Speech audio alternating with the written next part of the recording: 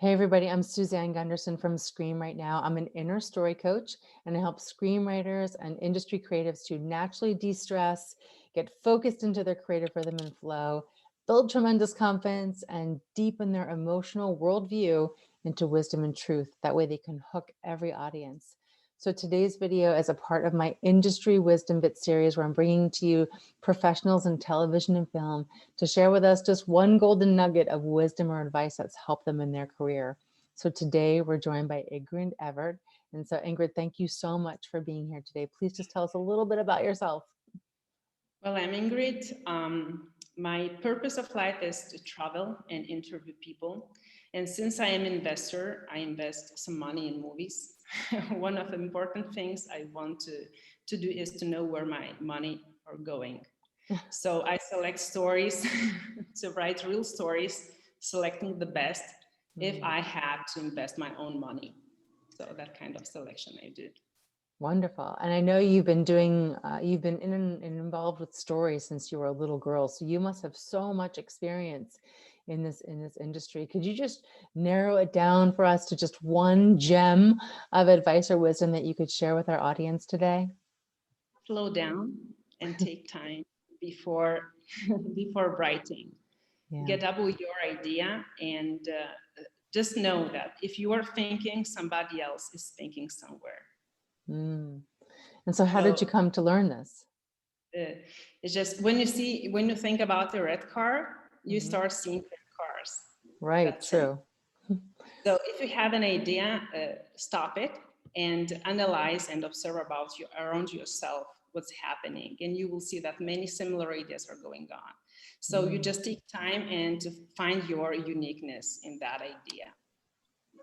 Yeah, I love that. And so why do we need to go slow when we're doing this?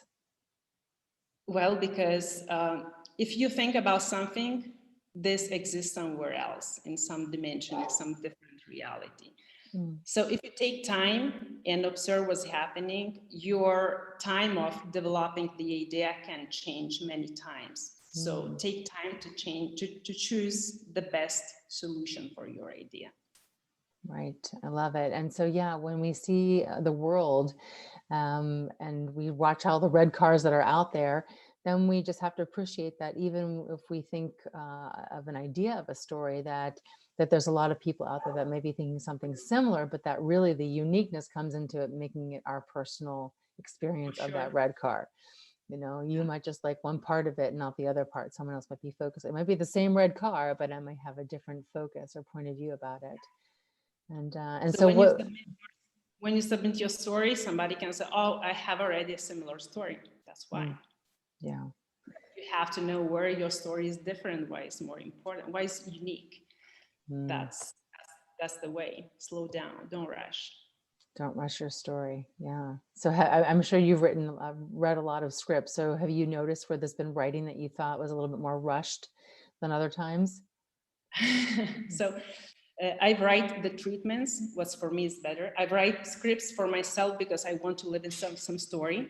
Then I write the scripts to be in that story. But I write the treatments because the treatment can be changed by myself or by the producer or whatever. You just take the story, write the treatment, and put it away. You write another one, take back the past, what you have written already, read it again, and you will see that, oh, maybe I have to add something else. So I prefer to write the treatments and the scripts only when it's requested. So I have a lot of stories for this reason. I don't spend a lot of time to write the script.